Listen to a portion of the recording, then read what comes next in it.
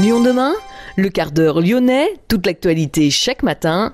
Gérald de Bouchon. Bonjour à toutes et bonjour à tous. Voici votre quart d'heure lyonnais spécial été. À partir de la semaine prochaine, nous reprendrons bien sûr nos éditions normales. Ce vendredi, nous parlerons de balades pour découvrir la faune et la flore de votre quartier. Balade organisée par Arthropologia. Une idée de sortie également avec le musée de l'illusion qui vient de s'installer à l'Hôtel-Dieu. Mais d'abord, le reste de l'actualité. Le président LR de la région Auvergne-Rhône-Alpes, Laurent Wauquiez, l'a annoncé. Il ne sera pas candidat à l'élection présidentielle de 2022. Pas question pour lui de participer à une quelconque primaire pour ne pas ajouter de la division à la division, dit-il sur Twitter.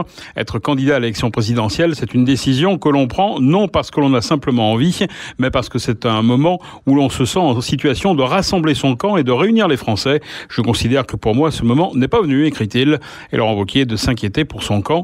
Les candidatures à la présidentielle à droite se multiplient de façon inquiétante, selon lui, et certains candidats expliquent même qu'ils se présenteront sans accepter de règles communes. Michel Barnier, un autre régional, a annoncé sa candidature à la primaire de la droite. L'ex-négociateur du Brexit, âgé de 70 ans, a fait sa déclaration au JT de TF1. Depuis la fin de ma mission sur le Brexit, j'ai beaucoup écouté, dialogué et travaillé pour construire une équipe et un projet, a-t-il ajouté dans un entretien au Figaro. Michel Barnier a été plusieurs fois ministre, mais aussi commissaire européen, et également président du Conseil général de Savoie, son fief. Sur TF1, il a présenté les priorités de son programme, l'autorité de l'État, la justice, l'immigration, il propose là un moratoire, le travail ainsi que le réchauffement climatique qui va tout changer, auquel il faut se préparer, affirme Barnier. Michel Barnier qui devient donc le 4e candidat officiellement déclaré après Valérie Pécresse, la présidente d'Île-de-France, Philippe Juvin, l'urgentiste maire LR de Guérénes-Colombes et le député azuréen Éric Ciotti. Lyon demain, un site internet, du son, de l'image, un média complet pour les Lyonnais qui font avancer la ville. Plus de 48 millions de Français ont donc reçu une première dose de vaccin, au moins. Olivier Véran l'a affirmé hier. Le ministre a ouvert la voie à une prolongation du pass sanitaire au-delà de la mi-novembre. L'instauration de ce pass sanitaire en entreprise n'est pas d'actualité, a promis pour sa part Jean Castex, le Premier ministre. Seuls les vaccins Pfizer et Moderna seront proposés lors de la campagne de rappel qui débute en septembre. Le bilan de la sécurité routière dans le Rhône sur l'année montre une nette baisse du nombre des accidents et de la mortalité des piétons, mais une hausse des victimes chez les automobilistes. Dans le Rhône, on compte 6 décès sur les routes pour le seul mois de juillet, contre 3 en 2020 et 7 en 2019. Sur les 7 premiers mois de l'année, on relève en revanche un nombre d'accidents en nette baisse. La préfecture du Rhône indique qu'il y a eu 163 accidents cette année, contre 238 en 2020, 227 en 2019. Le nombre global de personnes tuées sur les routes est stable, 31 décès depuis janvier, comparé à 33 en 2019. La mortalité est plus importante chez les automobilistes, 11 en 2019, 16 en 2021, mais moindre pour les piétons, 5 cette année contre 11 il y a 2 ans. Les cyclistes également, un seul mort depuis le début de l'année, contre 3 en 2019. Les chiffres pour les motards et les cyclomotoristes sont en légère baisse, des résultats encourageants qui s'expliquent selon la préfecture par les opérations de contrôle et de prévention. Lyon demain, conseil des colibris. Des balades pour découvrir la faune et la flore de votre quartier. Lors de ces sorties, les associations naturalistes comme Arthropologia vous proposent de partir à la découverte de ce que nous offre la nature en milieu urbain. Nous avons rencontré Lucie, 10 ans, à l'occasion de l'une de ces sorties. Je savais pas que les gendarmes et les coccinelles pouvaient dire un peu en sorte de langage animaux. Attention, je suis là avec la couleur rouge. Il y a vraiment une belle biodiversité, même si elle est polluée, malheureusement, on peut pas y faire grand chose, mais il y a quand même une petite population d'animaux qui résistent et ça c'est vraiment pas mal pour les gens qui aiment bien la nature. On a eu des coccinelles, des pucerons, des araignées, des sauterelles, des abeilles, des frelons, on a parlé de frelons asiatiques, on a parlé d'abeilles, on a vu des guêpes, des coccinelles, voilà, un peu tout. J'ai vraiment envie de participer à la protection de l'environnement parce qu'il est est très précieux pour nos descendants et même pour nous. Arthropologia est une association créée au début des années 2000, à une époque où l'on commençait tout juste à se soucier de la biodiversité.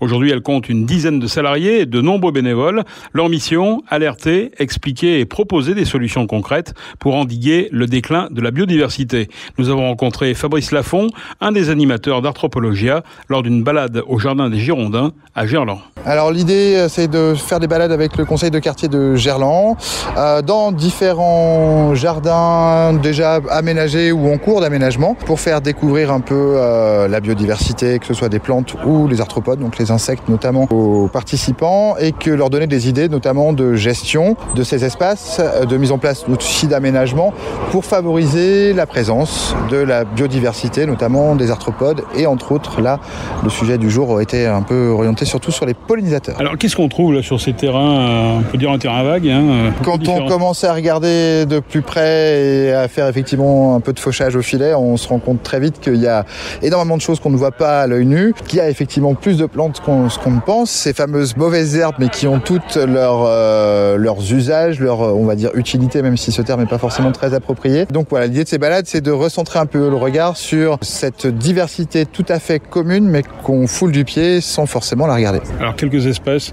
faune, flore. Alors on a vu là sur cette petite partie une petite abeille sauvage qu'on appelle une Ileus, donc qui fait 4-5 mm. Aujourd'hui c'est la seule malheureusement espèce d'abeille qu'on a vue parce que sur les autres parcours il y avait peu de plantes, déjà peu de plantes à fleurs et puis des espaces trop ombragés. On a vu pas mal d'espèces de punaises aussi, surtout là aujourd'hui. Et puis en plantes on a vu la goutte des teinturiers, donc avec son intérêt notamment tinctorial. On a du coquelicot encore en fleurs là dont les gens ont pu récupérer les graines. Voilà, on a alors plus parlé presque vu d'insectes aujourd'hui parce que les milieux sont ce qu'ils sont et commencent à être secs et sans fleurs. Mais là justement on commence à aller se diriger vers des endroits un peu plus fleuris vers lesquels on pourra certainement voir encore plus de choses. Vous avez une écoute auprès des enfants, on a l'impression vraiment que ça les passionne quand même. J'espère.